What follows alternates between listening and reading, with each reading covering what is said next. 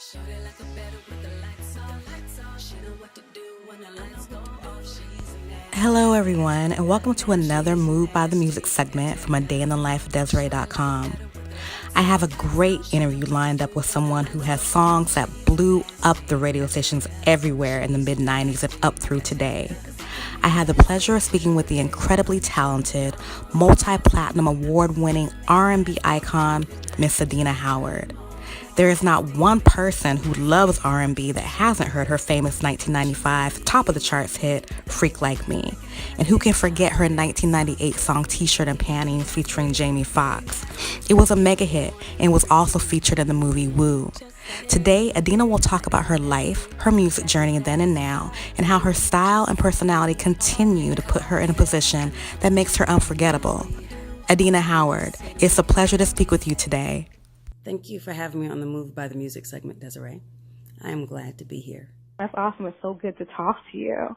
Well, I want to start off by talking a little bit about you and your upbringing.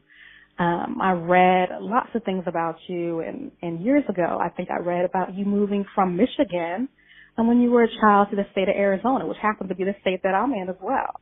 But there were some things that affected how you felt about the new state that you found yourself in. Can you talk to us a little bit about that? Yes, absolutely. It lacked diversity.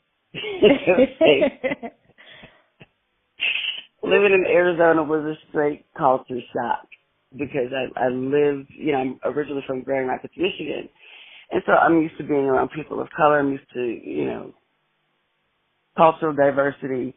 And there was absolutely none.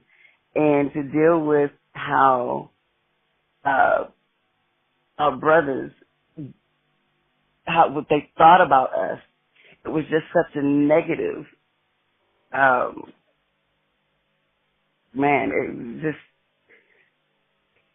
was not a great experience. It to be when you got here. It was not a great experience at all.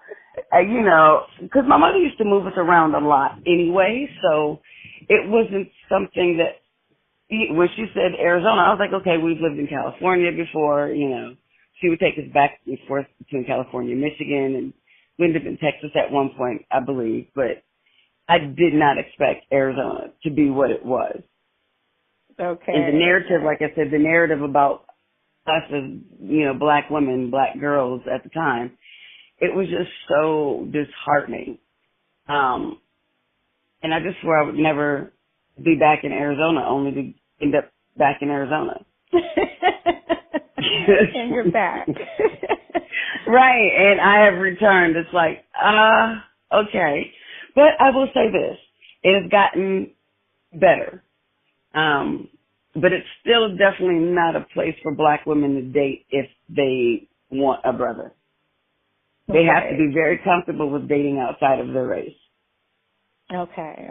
Yeah, there's not much diversity in Arizona, like some other states. And I know what you're saying when you talk about being from, Michigan or somewhere else where you see a little bit of everybody. It's like a cultural melting pot. And out in Arizona, it's really not that way at all. So I can see how it would be a culture shock, to anybody who wasn't used to it. So thank you for sharing that with everybody. And we are not a melting pot. We are a tossed salad. I like the way you put that, right. We are a bunch of ingredients that they go together and some don't, but hey, it is what it is. It's just a big mixture of everything. Right. So, Adina, I realized that you grew up singing in church and at home, but while you were in high school, what prompted you or what sparked your desire even further into pursuing a music career? Was there one particular thing that kind of steadied your mind on that, or a connection you had made before you made that move to Los Angeles? No, there wasn't one thing. It was what I did. That's all I knew to do. My mother forced me to sing as a kid, and it was a constant in my life when I was younger. So when I got older, it just felt natural to do. Like, okay, this is what I've been doing since forever, so why not just move forward in that? And that's how I made the choice. It wasn't like this burning passion that I can recall saying, oh my God, I got to do this. This is all I know. This is all I want. My life is not going to be right if I don't do it. I really, honestly, I tell people the industry, music chose me. I didn't choose it. And I realized why I was chosen for it, because my platform has a purpose, and I use that purpose or that platform for the purpose of making sure that I serve the divine in the way that I've been called to do it. So, okay. Yeah. Okay. Yes, that's kind of neat that you explained that in the way that you did, because, there's one thing to have an interest in something, and there's another thing to be passionate about it, but it's not even that for you. It seems like it was just something that was already in you, and there was nothing else to compare it to. It was just already there. Right, exactly. Okay. Well, thank you for sharing that. So let's rewind a little bit back to, well, actually not even a little bit, a lot, back to 1985 when your debut album was released with one of the hottest tracks of the year, Freak Like Me. Mentally take yourself back, if you could, for me, to that period, and tell us, a little bit about how you were living in that moment. What was the biggest challenge you found yourself dealing with in regard to music in the industry at that time, in that year, because things are totally different now. So how was it then when you were starting out and you came out with your album? Man, gosh, that's a loaded question. Well, 95, it's so interesting because my life, as far as I was concerned, was easy breezy. Didn't have a great deal of challenges at all. I was working on the music. I think probably the only challenges that I faced with the music at the time was the long hours of being in the studio and getting no sleep, but having to go to work when it was time to make it happen. But there weren't really, as far as I was concerned, there weren't any challenges. And if there were any, I really didn't pay attention to them. Okay. People had their opinions about me. A lot of individuals said that I couldn't sing, which was like, whatever. Right, like whatever. Right? Because there are a lot of people, pretty much. It's like, because, the industry is not about singing. It's about entertaining. That's right. Good point, Adina. That's a great point. Right. Okay. So for me, it was just like, okay, you all can talk. And I think part of my nonchalant attitude about that is because I was bullied as a child.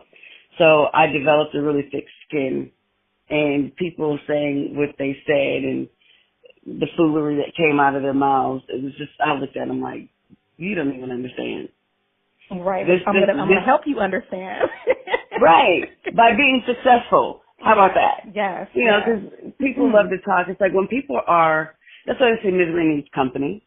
Because when people aren't happy with where they are, they're not happy to see, other people are headed in the direction that they're going. And that's key. And by any means necessary, they will do something to discourage. So, yeah, they can and they will. And, I like what you said, though, about that. You were bullied, which caused you to, kind of develop, over time, a thicker skin, because you realize that you're going to be the person you are. They're going to be the person that they are. And somewhere, if you don't meet in the middle, then, oh, well. Yeah, because, you're not always meant to meet in the middle. It's always, they're extreme opposites. Yeah, you go your way so I can go mine. And we can keep it moving, because this meeting in the middle, we're just going to buck heads. And that's a lot of times when you see in Rams, they meeting in the middle. And they going at it. It's like, no, you go, let's just decide to just walk away from this, because it's going to get us nowhere, That's right. But when it comes to the industry, it's changed a great deal. We have technology that is totally different from what it was when I started in the industry. You really don't have to sing now. You don't you have to really sing at all. right, exactly. It's funny. like, it's crazy how you can be giftless. Like, you, and you're getting on because you can say something stupid, you can go viral. You know, it's just, the industry is so... It's crazy, you know, and like you said, it's changed so much. I mean, even with social media and electronics, I mean, everything has changed from, you know, the time frame, you know, the 95 high school time. I mean, everything has changed so much. Yeah, and the mindset these days is, you know, very microwave age. They want it now, and they don't want to go through the process. But even with a microwave age and instant age, there's still a process. You know, even with instant coffee or, you know, a powdered drink, you still have to add water and stir. You know, so there's still something that has to be done. But the youth of today just seems like they feel so entitled that they feel like they don't have to do anything. All they have to do is show up. Right. And it's like, no. But if you do show up, please have a gift. Don't show up and be giftless.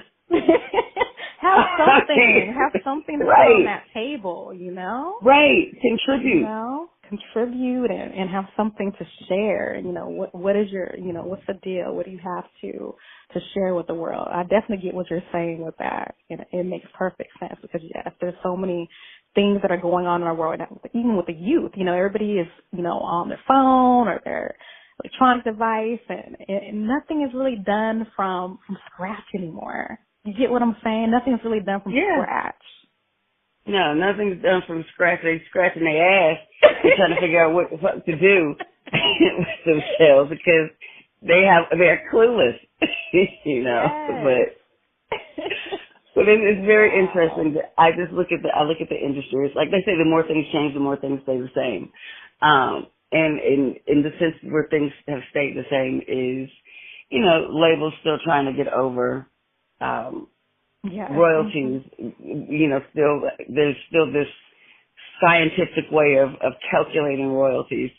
So it's interesting to watch because a lot of things have changed, but yet again, a lot of things have stayed the same. Yeah, a lot of things have. And mentioning the industry, you know, all the things that you did, I want to move and talk a little bit about your first indie project, you know, that took, you know, form with the Resurrection album. But first I want to talk a little bit about the word resurrection. You know, the word means so much. It's like a rebirth of sorts or a redefining moment. So what inspired the name and the message behind it? Resurrection is my rebirth. It's my renewal. It is me rising from the ashes of the past, my past success, and starting anew and giving them a part of me that they weren't privy to, didn't exist because I've grown. I'm a mature, seasoned woman now. So the things that I did back in 95, I'm not doing in 2018. Right. And so there's a different mindset that has come about due to, you know, the past. And so I've been able to create myself anew. I've been able to die a little bit every day in order to reemerge this new person, because it's very difficult to create yourself anew holding on to old things. That is so true. You know, rebirthing yourself and creating yourself to be somebody new, it happens over time. It doesn't happen overnight all the time. And I like that you shared that because, you know, the person you were back in 1995 compared to who you are now in 2018 is completely different. You know, you're still you, but at the same time, there are aspects of yourself, you know, that you had then that are no longer part of who you are today. And I'm glad that you explained that, because that happens to all of us, even though we don't want to always, you know, acknowledge those things that need to drop off. And it's not even about, you know, saying, you know what, let me get rid of this or let me get rid of that. Sometimes the natural progression of life and maturity is to have things fall out of our life. Yeah. have certain things, leave. So I'm The glad that you shared the that. season of fall. I was just talking to my baby brother yesterday actually, and we were talking about relationships and seasons, and just in life there are seasons. You have spring, summer, fall, winter, and with every season the weather is different. With every season there's a different crop. With every season there's birth and death within the seasons. And, fall is a season where things fall off. Seasons change all the time and we change. And to try to buck the natural process is really going to put you in a space spiritually, mentally, physically, emotionally, as well as financially, in a place where you'll be stagnant and you'll get nowhere. So, if we start to look at our lives seasonally, relationships, because then I think we'll do a better job with the seeds that we sow and recognize that, if I didn't nurture this and nourish this, put water on this or, fertilize this, then relationship with family, relationship with friends, relationship with a quote unquote significant other, if I don't do the necessary things to till the soil and to sow the seed and to nourish, I'm not going to get my harvest. In addition to, if I'm planting the wrong seed at the wrong time, then of course nothing's going to happen. So we have to be mindful of the seeds that we sow because they will grow. And if they don't, you didn't do what you were supposed to, or you weren't mindful of what you were supposed to do. Absolutely. The time that you're supposed to do it. Absolutely. I could not agree with you more. And I actually just got done talking about that in another interview and actually writing about it as well, because I was saying, that whatever you have, in your life, I don't care if it's your car, I don't care if it's your pet, if it's, your new pants, whatever it is, a relationship, whatever you decide to not take care of and not nurture, eventually it's going to break all the way down.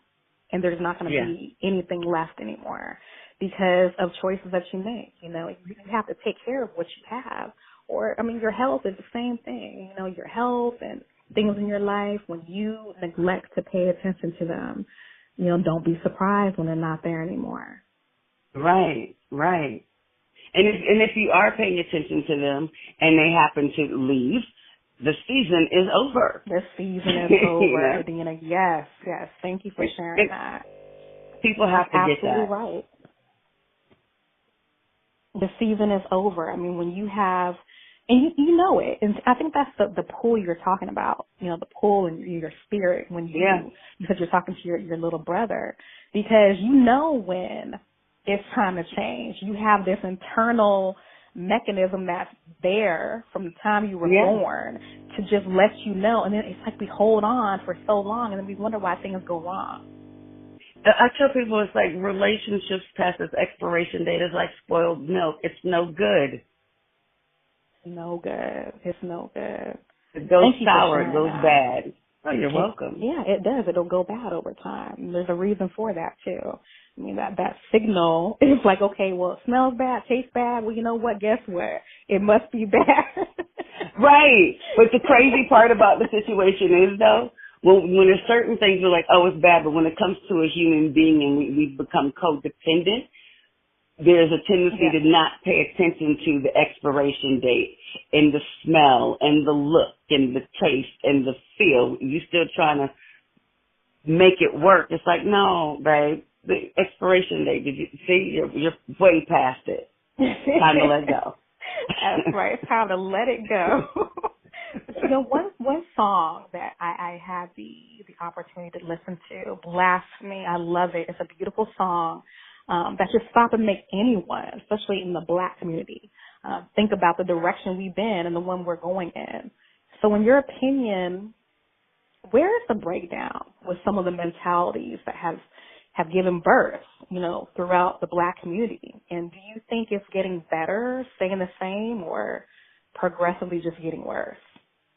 I think the breakdown happened when they integrated us. Okay.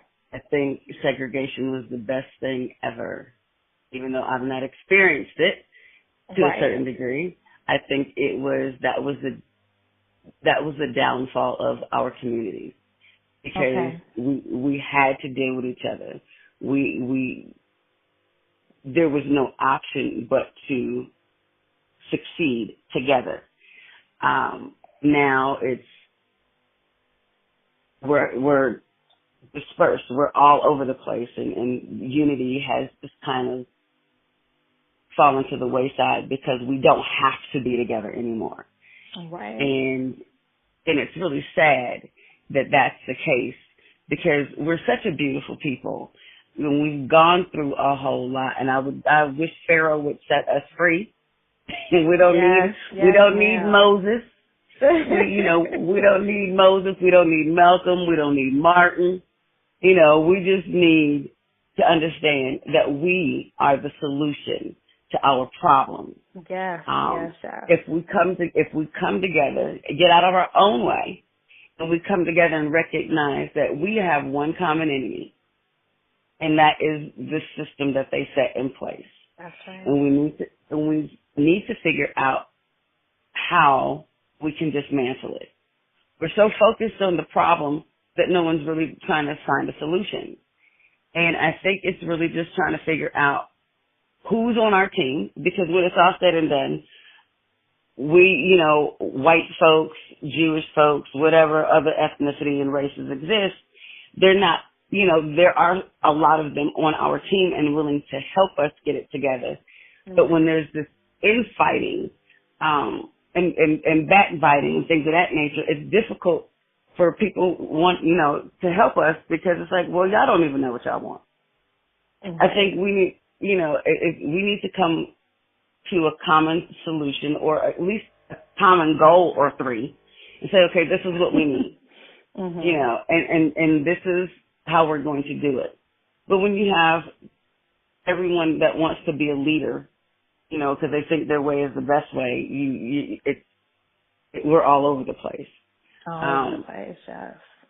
It's kind of like dealing with a school of birds or a flock of birds, and how when they fly together, one the head one makes the decision to move, and they all move. And then they all move together, right. Exactly. It would be nice if we could do that, but one of the things that I recognize is when you kill the leader, they all disperse, and it's like, what the fuck? What do we do? I don't know where to go now. Oh shit. We're all over the place. It's they're so lost. instinctive for them, though. You would think that, as human beings, we would have some of that in us too. The leader, if the leader is leading properly, let's put it that way, because you can be a leader and just be all over the place, like you were talking about. But if you're a leader who's leading properly, and you're leading, people in the right direction, there would be no reason at that point to disperse, unless, like you said, something happens to that leader. So whatever happens to the head is going to happen to the body.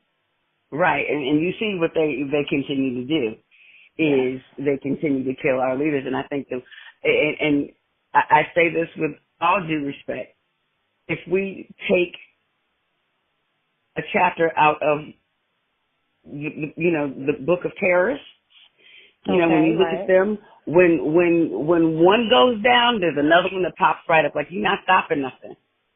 You're not stopping nothing. You shoot. Oh, you want to kill another one of us? Guess what? There's another one over here. So there's always someone waiting, not to take to take the person's place, not in a greedy, savage, vengeful, vindictive, I want to be a leader way. But no, I realize that we have to keep this going.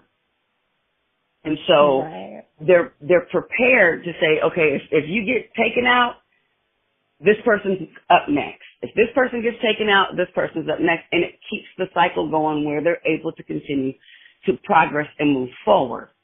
And I think that, we really need to say, okay, well, let's not just depend on one person to lead us. Let's collectively come together and get ourselves out of this. and get ourselves out of it, stuff instead of relying on other people and other groups to pull us out of, the mess that has just been created, because really it's been systematically created way before our generation and the one before that. And, it's a tough thing. When I listen to that song, Blasphemy, and trying to speak to, our community and get the word to just be ingrained inside of, so many people. And it's a hard thing to do. It's not going to happen overnight. But, it takes that kind of a person who understands where we need to go in order to get us there, but getting us there in the right way. And that's something that's going to be a work in progress. Oh, this country is going to forever be a work in progress. And the way that this country was built, it's, the karma of it all is, I think it's playing itself out. When it comes you to... answer the question. I know I was asking like two questions in one. Yeah. I know I was asking maybe three questions in one. It could have been four. But yeah, I wanted to know your opinion about that because, like I said, it was a great song to shine the light, really, Adina, on, where we are, as a community, put down the guns, put down, the drugs, put down all this stuff, look at what, we're doing. Look at where we've been, and compare it to, where we are right now. This has got to get better. And that's a whole different, beast right there. But I wanted to touch on that a little bit because I know that's something that's important to you.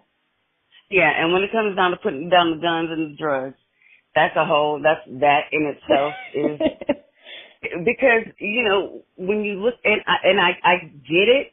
My mother raised 4 girls by herself, okay. Welfare, Section 8, government cheese, so on and so forth. Okay. Mm-hmm. And I understand the plight. I understand that when you are in a dire situation, your circumstances are looking like there's no way out, and then somebody offers you the solution, so to speak, and you think it's a way out, but it's actually just another way in to keeping yourself impoverished on a spiritual level. Because physical poverty, is one thing, but spiritual poverty is something completely different. And the seed you sow will grow, and I tell people that all the time. Yes, you may have, okay, let me go ahead and pick up this gun, let me go ahead and get this dope, and let me go ahead and do X, Y, and Z, because they, somebody gonna give them drugs because they're gonna get it from somebody, what I'm saying? They want to get high. It is what it is. So let me go ahead and get this money. Okay, I get that. But what I find to be interesting about that situation is when they were growing up and they didn't like the situation that they were in, it's like you have all this quote unquote money circulating in the hood, all this dope money circulating. Why does your hood still look the same? Yes. Why does it still look the same? Why when you got all of this money, now you didn't want to walk around here with no shoes or jacked up shoes and ripped up clothes or whatever the case may be, and you saw the dope boy doing X, Y, and Z, so you wanted what he had. But I'm trying to figure out, if y'all got all of this money in this community off of what you're doing, why does your community still look raggedy? Why are these kids still not having? Why is it that you're not looking out for each other? Why is that's the question? That is the question, Adina, because the question is, it comes down to that. The question is why. It's just why by itself. WHY. That's it. Because you're right. Why is it still that way with all of this stuff? And it comes down to some of the things you touched on in your song. The mentality. The mentality has gotten so twisted that I think that a lot of people just don't know how to get themselves out of it. And I don't even know if they recognize it. Well, you know what? There are some that recognize it, but I think the sad part about what we as a people deal with, and there's some of us, not all of us, that can say, you know what? I'm all about being a leader. I'm all about helping. I'm all about making sure that if I'm doing better, I help us all do better. But then there's that majority mentality that I'm looking for somebody to save me because, and it's crazy because the entitlement programs have created a lazy mind. I can sit on my ass and have babies and get a check. You know, I can claim crazy. I can claim crazy and get a check. And it's so enabling, isn't it? It's very much enabling. And I think it's so crazy how people would rather get up early in the morning, stand in line in the welfare line, disability line, go through that process. And that process isn't easy. Mm-hmm. Then to go through the process of doing better, getting on your own 2 feet, because that's a process too. Yeah, you know, it is. It definitely is. There's certain processes I think that people want to go through because they think it's easier than, actually delivering yourself, so to speak, from the trauma and the drama that's going on around them. And I think some people want to stay there because that's what they're familiar with. I know this, so why would I want to do anything different? I don't like it, so to speak, but this is what I know. At least I know how to deal with this because I've been dealing with it for who knows how long. Right. Like, it's more of an expectation. You know what to expect. And people don't like to be, they don't like to deal with things that they're not expecting.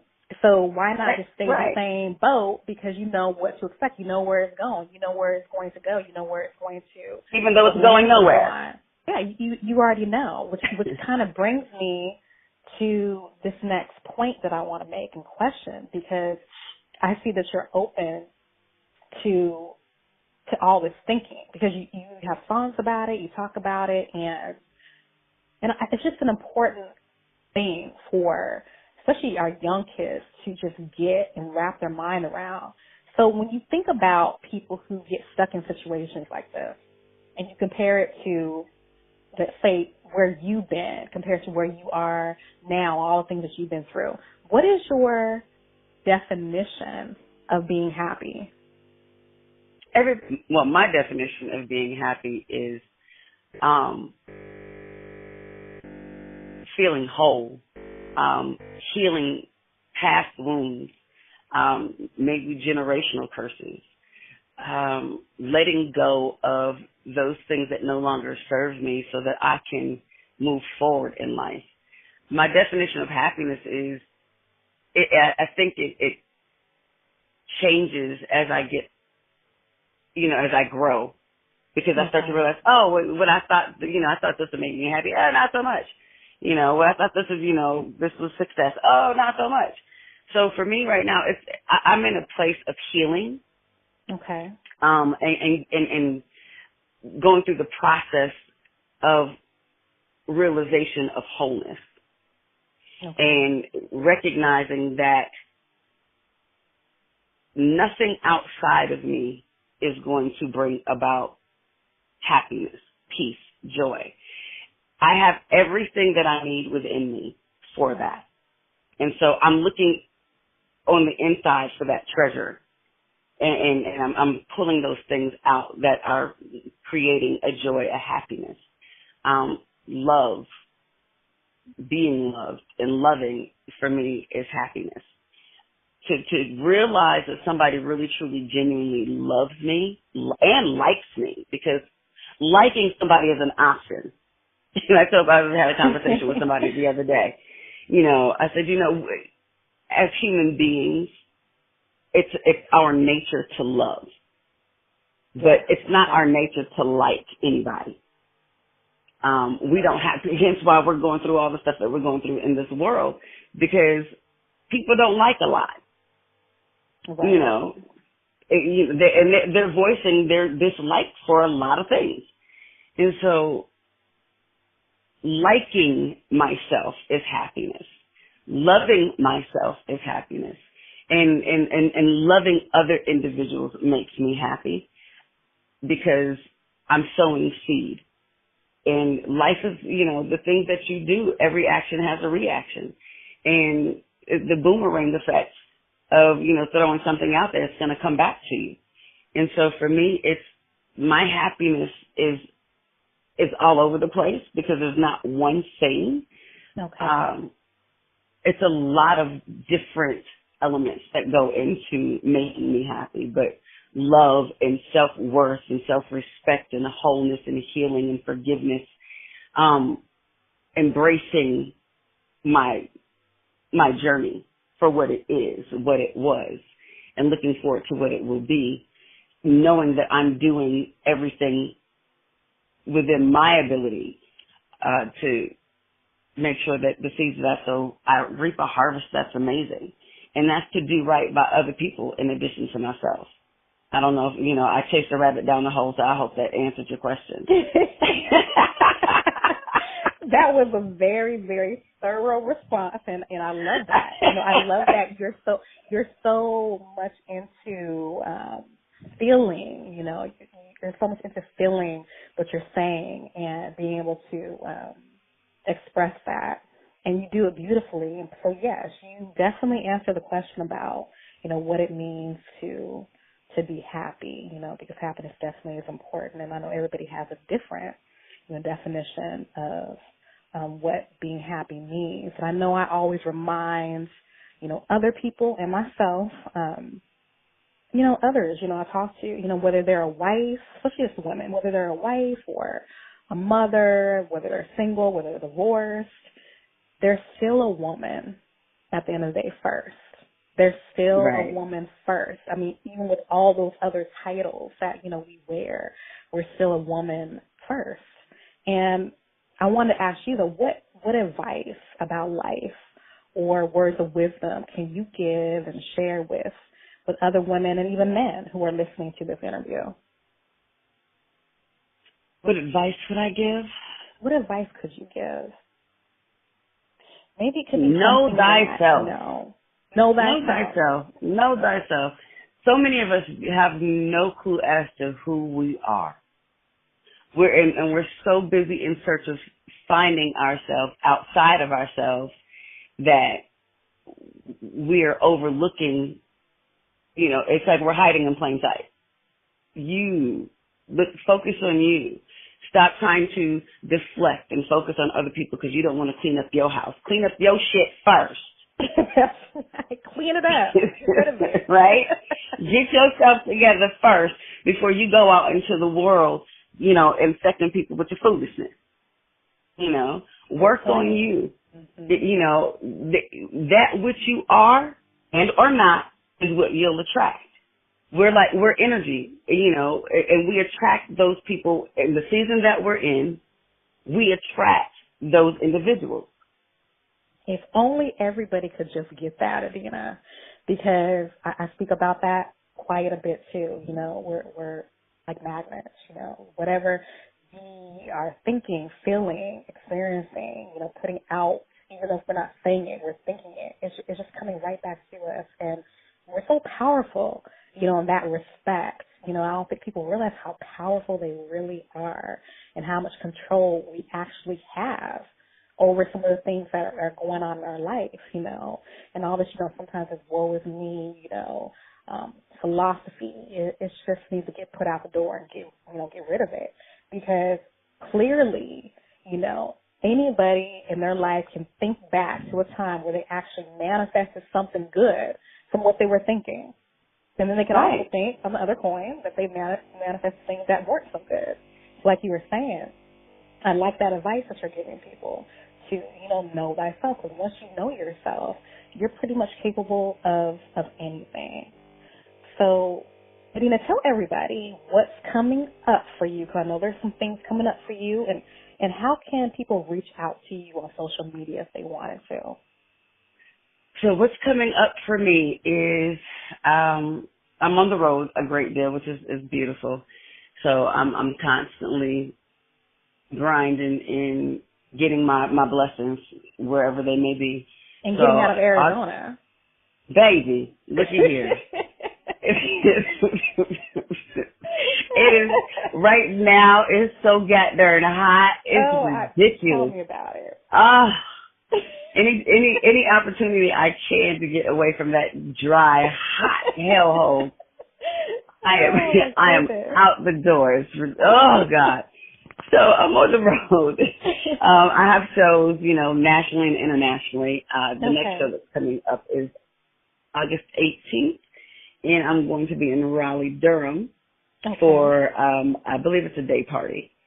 And then there's some other things that are coming up along the way. I know September 1st I'll be in Michigan for the 2018 Chicken Wing Festival. That's going to be interesting. So yeah, I have a doing flyer that. for one of them. I think the 18th that you're going to be in Durham. I have a flyer for that. I'm definitely going to be putting that out there for people to see that as well. Yeah, and then I'm also working on a book. It's an autobiography that I'm excited about. Don't necessarily know when that's coming out because we're going through a process. One of the things that me and the co-author learned, and my co-author is also a therapist, so in the process of of us talking about the book, I get therapy. It know thyself, and I'm learning a great deal about me. And I'm very darn interesting, I must say. So we're working on that. And one of the things I asked, I was like, so when do we think the book is going to be out? She's like, you know what? This book is writing itself. And the purpose for this book is on a whole nother level. So we're just going to allow it to unfold. And when it says it's done being written, then we'll finish it up. But as of right now, exactly. So we're in the process of doing that. I'm in the process of putting a couple of shows together, TV talk show, as well as a behind the scenes type situation that I just came up with a few days ago. And working on a clothing line. So I'm working on that as well. Finally getting a t-shirt and panties collection together. I'm so tired of people saying, do a t-shirt and panties collection! I know. Get it done! I know. That so finally. Everywhere, still today. Right. So now, I found somebody who's like, okay, let's go ahead and make this happen. So we're working on that. Okay. And what about for your social media? How can people get a hold of you? They can go to, Facebook, Adina Howard, Instagram, The Real Adina Howard, Twitter, Adina Howard, SoundCloud, Adina Howard, YouTube, Adina Howard page. And then they can always go to AdinaHoward.com. Yeah, they can. Okay, and I'm definitely going to be putting that up, along with this interview. But wow. But I'm more active on Instagram, by the way. Instagram too. What's your Instagram? The Real Adina Howard. I'm more active on Instagram than I am on the other social media platforms. Okay. Yeah, okay. And I'm a seasoned woman, so this social media stuff is just. Just picking one, like, you know what? Let me just do Instagram because all these others, I don't have time for all that. And to me, it doesn't make sense. I have a life, and I'm and I'm one of those people that you must be present to win. And people don't understand. It's like you're not present to win. You're so caught up in somebody else's life that you're not even present to win your own. That's really, right. It's like, come on. Well, because you're on my Move by the Music segment, I want you to tell everybody, how are you, Adina? How are you moved by the music? How am I moved by the music? I'm mindful of what I put in my ears because what I put in my ears feeds my soul. So I'm moved by the music when it's feeding me and making, helping me see a better me, helping me turn my focus internally and doing that self-tune-up, that self-checkup.